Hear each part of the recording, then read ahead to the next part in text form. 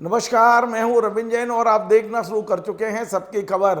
मध्य प्रदेश के दो अखबारों ने मध्य प्रदेश के मंत्री नागर सिंह चौहान की पोल खोलकर रख दी है और आज मैं ये आपके बीच में दोनों अखबार लाया हूं। पहला अखबार है स्वदेश समाचार पत्र। इसे राष्ट्रीय स्वयंसेवक संघ का पत्र कहा जाता है, माना जाता है। और दूसरा अखबार है इंदौर से प्रकाशित प्रजातंत्र अखबार। इस प्रजातंत्र अखबार ने भी आज नागर सिंह चौहान की पूरी पोल खोल के रख दी है। इस अखबार ने तो यहाँ तक लिख दिया है कि ये जो मध्य प्रदेश में वन एवं पर्यावरण विभाग को मंत्री जी नहीं, उनके दलाल चला रहे थे।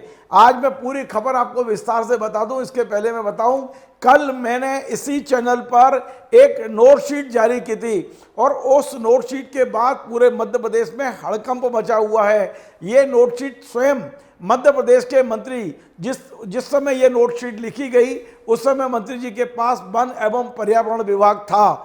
उन्होंने कटनी के एक बड़े व्यापारी को फायदा पहुंचाने के लिए ये नोटशीट लिखी थी, लेकिन ये बात अलग है कि अधिकारियों ने उनकी बात को नहीं माना, सरकार में शिकायत की और मुख्यमंत्री ने दिल्ली में बात की और अंततः तय हुआ कि नागर सिंह चौहान से वन एवं पर्यावरण विभाग छीन लिया जाना चाहिए। अब दो कदम आगे की आज मैं बात कर रहा हूं और ये मामला अब अखबारों की सुर्खियां बन गया है। मैं आपको बताऊं कि नागर सिंह चौहान से जैसे ही वन एवं पर्यावरण विभाग छीना गया था रविवार 21 तारीख को, तो 22 तारीख को वे आग बबूला हो गए। उन्होंने पूरी मीडिया को अपने घर बुलाया और कहा कि अब वे अपने मंत्री पद से इस्तीफा देंगे, अपनी पत्नी को भी सांसद नहीं रहने देंगे, उनसे भी इस्तीफा दिलाएंगे।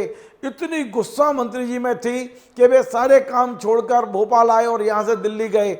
दिल्ली में जब पहुंचे तो उन्हें आईना दिखा दिया, पार्टी संगठन ने, नेताओं ने उन्हें आईना दिखा दिया।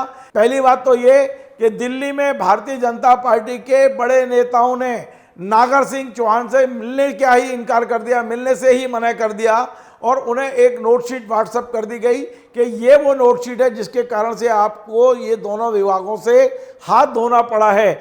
मैं आपको ये खबर बताता हूँ, ये स्वदेश अखबार है, राष्ट्रीय स्वयंसेवक संघ का समर्थित अखबार माना जाता है। इसने, हालांकि ये खबर मैंने कल जो खबर दी है उसी का उन्होंने आगे बढ़ाया है। आप ये देखेंगे, मैं आपको पूरी खबर स्क्रीन पे दिखाता हूँ कि रावत के मंत्री बनने से पहले ही हो चुका था नागर से मंत्रालय छीनने का फैसला, यानी राज्य सरकार ने पहले ही तय कर लिया था, मुख्यमंत्री ने, भारतीय जनता पार्टी ने पहले ही तय कर लिया था। यदि रामनिवास रावत नहीं भी मंत्री बनते और उन्हें ये विभाग नहीं भी दिया जाता तो भी ये विभाग छिनना तय था, क्योंकि मंत्री जी खुद इस विभाग को नहीं चला रहे थे, इस विभाग को दलाल चला रहे थे। अब मैं दूसरा अखबार बताऊंगा, लेकिन पहले इस अखबार की खबर बता दूं जो संघ का अखबार है।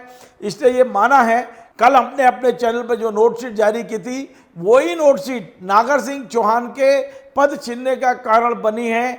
और सबसे बड़ी बात यह है कि नागर सिंह चौहान अब पद पर रहेंगे नहीं रहेंगे, इस पर भी मुझे शंका नजर आ रही है। आपको मैं पूरा अखबार बता रहा हूं, दिल्ली में ये पूरा सब चीज़ें तय हुई हैं। नागर सिंह चौहान इस समय संकट में हैं, अब वे अपने मंत्री पद बचाने में लगे होंगे निश्चित तौर पे। अब मैं बताता हूं कि किस तरह नागर सिंह चौहान के विभाग को एक दलाल चला रहा था। यद्यपि मेरे पास कोई सूचना नहीं है, मेरी पूरी खबर इस प्रजातंत्र अखबार के पहले पेज पर छपी खबर के आधार पर है। और उस पे इस खबर ने एक बहुत बड़ा खुलासा आज किया है और ये खुलासे में प्रजातंत्र अखबार लिखता है कि दलाल जावेद चला रहा था विभाग और मंत्रियों का था करीबी। ये पूरा क्लियर लिखा है कि नागर सिंह चौहान का जो फॉरेस्ट डिपार्टमेंट है, ये कुक्षी यानी कि झाबुआ में जो कुक्षी है, कुक्षी का रहने वाला एक जावेद है जो पूरी तरह दलाल है और वो इस विभाग को चला रहा था। प्रजातंत्र अखबार ने यह भी लिखा है कि इसके पहले भी भारतीय जनता पार्टी के जो वन मंत्री रहे हैं, उन्होंने नाम नहीं लिखा है लेकिन संकेत किया है विजय शाह जी की ओर कि ये दलाल पहले उनका खास हुआ करता था। उसके बाद में जब कांग्रेस की सरकार आई तो मंत्री बने जो वो भी उसी क्षेत्र के हैं, उमंग सिंगार जो आजकल नेता प्रतिपक्ष हैं, ये दलाल उनके समीप हो गया। और फिर सरकार बदली, डॉक्टर मोहन यादव की सरकार आई तो फिर विभाग उसी क्षेत्र को मिला और नागर सिंह चौहान जब मंत्री बने तो ये जो जावेद है दलाल, जिसको बताया जा रहा है जावेद दलाल, ये जावेद दलाल फिर नागर सिंह चौहान के नज़दीक आ गया और इस यही भी पूरे विभाग को चला रहा था। अखबार ने तो यहाँ तक लिखा है कि यदि इसके टेलीफोन की जांच हो जाए, नंबर की जांच हो जाए, तो कई बड़े रहस्य उजागर होंगे, क्योंकि इसने फॉरेस्ट डिपार्टमेंट के ठेकेदारों से वसूली की है, फॉरेस्ट डिपार्टमेंट के अधिकारियों को ट्रांसफर के नाम से उनसे बहुत बड़ा पैसा ले चुका है। ये जावेद नाम का दलाल है। आपको मैं ये पूरा स्क्रीन पर दिखा रहा हूँ, जिसमें उसका फोटो भी छापा है। तो अंदाज लगाइए कि मध्य प्रदेश में सरकार चल कैसे रही है। डॉक्टर मोहन यादव की सरकार में क्या किसी मंत्री की इतनी हिम्मत कि पूरे विभाग को दलाल के जरिए चलवाया जा रहा है? क्या हो रहा है मध्य प्रदेश में? डॉक्टर मोहन यादव को मैं बधाई दूंगा, जिन्होंने पूरी सूचना के आधार पर जांच कराई, और जब ये तय हो गया कि वन विभाग को, फॉरेस्ट डिपार्टमेंट को दलाल चला रहे हैं, मंत्री जी नहीं चला रहे हैं, तो मंत्री जी से विभाग छीनना तय किया गया। बहुत सही निर्णय लिया गया है। इस निर्णय के बाद निश्चित तौर पे मध्य प्रदेश के दूसरे जो मंत्री हैं उनको भी एक सबक मिलेगा। जो मंत्री दलालों के जरिए विभाग को चलवाने की कोशिश कर रहे हैं, उन्हें सबक मिलेगा। मैं आपको बताऊं कि मध्य प्रदेश के मंत्री ये समझ चुके हैं, वो ये मानने लगे हैं कि भ्रष्टाचार करना, नोट कमाना, धन कूटना उनका विशेष अधिकार हो गया है। और यही कारण है कि सरकार बने हुए, डॉक्टर मोहन यादव की सरकार बने हुए लगभग 8 महीने हो गए हैं, अभी भी मंत्रियों के पास स्टाफ नहीं है। अब आप पूछेंगे कि मंत्रियों के पास स्टाफ क्यों नहीं है, तो एक बड़ा रहस्य मैं आपको बताता हूं। मंत्री जिन्हें अपने स्टाफ पे रखना चाहते हैं और जिनके जरिए सरकार चलवाना चाहते हैं, जिनके जरिए पैसे कमाना चाहते हैं, जिनके जरिए दलाली कराना चाहते हैं, डॉक्टर मोहन यादव उन अधिकारियों को मंत्री को देने तैयार नहीं है। और मंत्री और मुख्यमंत्री के बीच में 8 महीने से रस्साकसी चल रही है। मंत्री अड़े हुए हैं कि हमें यही अधिकारी चाहिए, इसी को हमें विशेष सहायक बनाना है, इसी को हमें अपना ओएसडी बनाना है। लेकिन मुख्यमंत्री ने कह दिया कि ये दलाल अधिकारी हैं, लंबे समय से दलाली करते आ रहे हैं, इनकी छवि खराब है, हम किसी कीमत पे आपको नहीं देंगे। 8 महीने आप अंदाज लगाइए कि लगभग सरकार का 20% समय निकल गया, लेकिन ना तो मोहन यादव झुकने को तैयार हैं और ना मंत्री झुकने को तैयार हैं। अभी कुछ मंत्रियों ने मजबूरी में स्टाफ ले लिया है, लेकिन आज तक मंत्रियों के स्टाफ जो मिलना चाहिए पूरी नियुक्ति नहीं हो पाई है। यानी आप अंदाज लगाइए कि मंत्री किस तरह अड़े हुए हैं कि हमें फला अधिकारी चाहिए, हम उसी के जरिए काम कराएंगे। तो मुख्यमंत्री जी भी अड़ गए हैं कि अब ये दलाली नहीं चलेगी। आप अंदाज लगाइए कि हो क्या रहा है मध्य प्रदेश में। मध्य प्रदेश में आज नागर की जिस तरह से पोल खोली है, एक संघ के अखबार ने, एक इंदौर से प्रकाशित प्रजातंत्र अखबार ने, एक तरह से नागर सिंह चौहान को उन्होंने बिल्कुल बेनकाब कर दिया है कि ये विभाग तो ये लोग चला रहे थे, दलाल चला रहे थे। अब इस खुलासे के बाद क्या भारतीय जनता पार्टी नेतृत्व, मध्य प्रदेश के मुख्यमंत्री मोहन यादव नागर सिंह को मंत्रिमंडल से बाहर करेंगे? बहुत बड़ा सवाल है ये। और अब ये सवाल मध्य प्रदेश में गूंजता रहेगा। ये लगभग तय हो चुका है कि नागर सिंह चौहान कटघरे में हैं।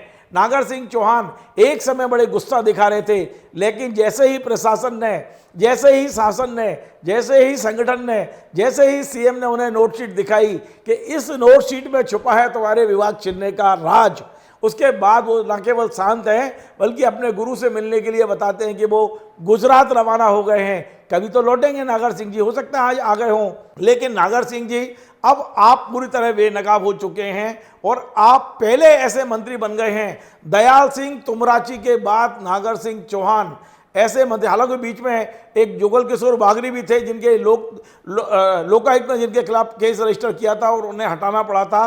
दयाल सिंह तुमराची को दिग्विजय सिंह जी ने हटाया था रिश्वत कांड के बाद। तो क्या मध्य प्रदेश के तीसरे मंत्री नागर सिंह चौहान होंगे जो कथित दलालों के कारण से अपनी कुर्सी खोएंगे? विभाग तो खो चुके हैं, क्या उनकी कुर्सी भी जाएगी? अभी 3 में से 2 विभाग छीने गए हैं, एक विभाग अभी भी उनके पास है, हालांकि बहुत छोटा मोटा है, उसमें खास बजट नहीं है, वो अनुसूचित जाति कल्याण विभाग उनके पास है। लेकिन क्या इन्हें मंत्री बनाए रखा जाएगा? क्या इनसे इस्तीफा लिया जाएगा?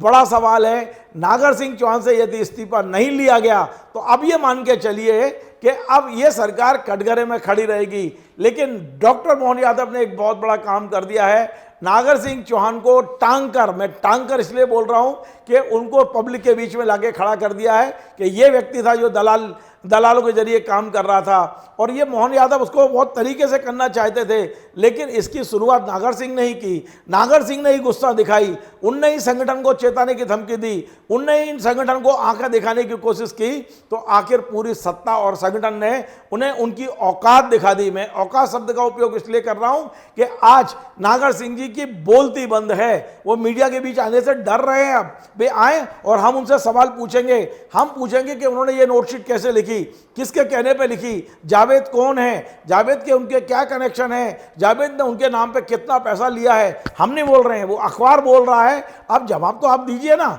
एक अखबार पहले पेज पर इतनी बड़ी खबर छाप रहा है, क्या नागर सिंह जी इन सब चीज़ों के जवाब देंगे?